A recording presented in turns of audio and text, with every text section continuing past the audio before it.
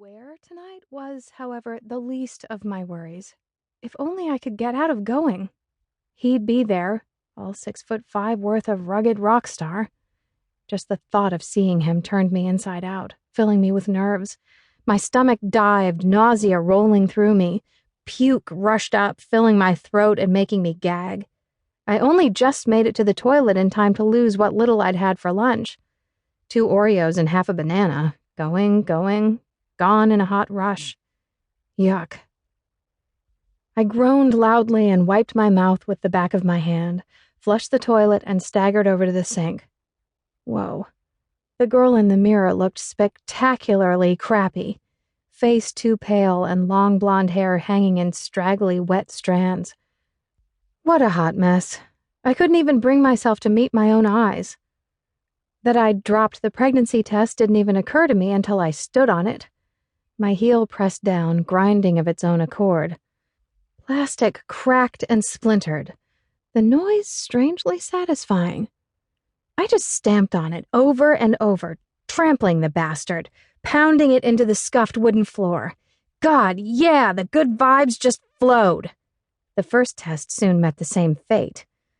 I didn't stop until I was panting and only wreckage remained on the floor. That felt so much better. So I'd been knocked up by a rock star. Big deal. Deep breath. Okay.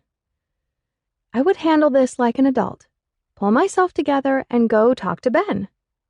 We'd been friends at one time, sort of. I could still talk to him about stuff. Specifically stuff relating to our progeny arriving in, 7 or so months.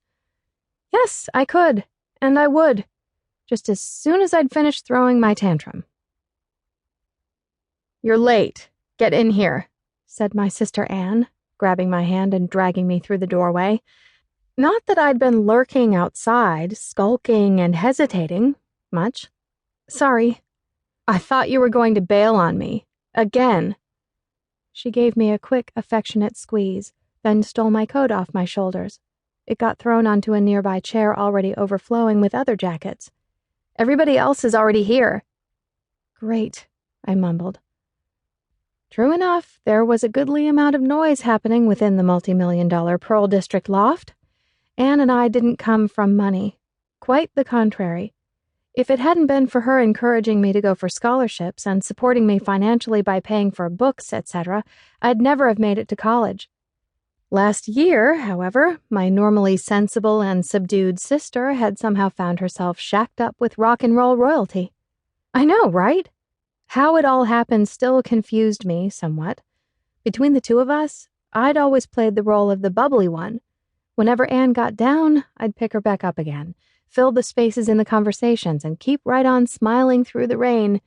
Yet here she was, high on life and crazy in love, truly happy for the first time in just about forever. It was wonderful.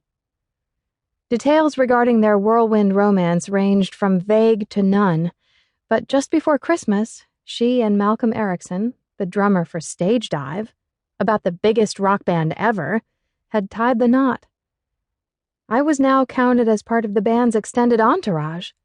To be fair, they'd embraced me wholeheartedly from the start. They were good people. It was just the thought of seeing him reducing me to a jittering, nervous wreck with super-enhanced puking abilities. "You'll never guess what happened." Anne linked her arm with mine, towing me toward the crowded dinner table. Toward my doom. A crowd of about 7 sat around it with drinks in hand, laughing and chatting. I think it was the National playing quietly on the sound system. Candles flickered and small twinkling party lights hung overhead. My mouth watered despite my queasy stomach, what with all the delicious foody scents filling the air. Wow, Anne and Mal had really gone all out for the occasion of their 2-month wedding anniversary. Suddenly my black tights and pale blue tunic, a loose-knit fabric which in no way hugged or hindered the waistline, seemed insufficient. Though it was hard to go for glamour with a plastic bag in your pocket just in case you needed to hurl. "What happened?" I asked, dragging my feet ever so slightly. She leaned in and whisper-hissed theatrically, "Ben brought a date." Everything stopped. And I do mean everything.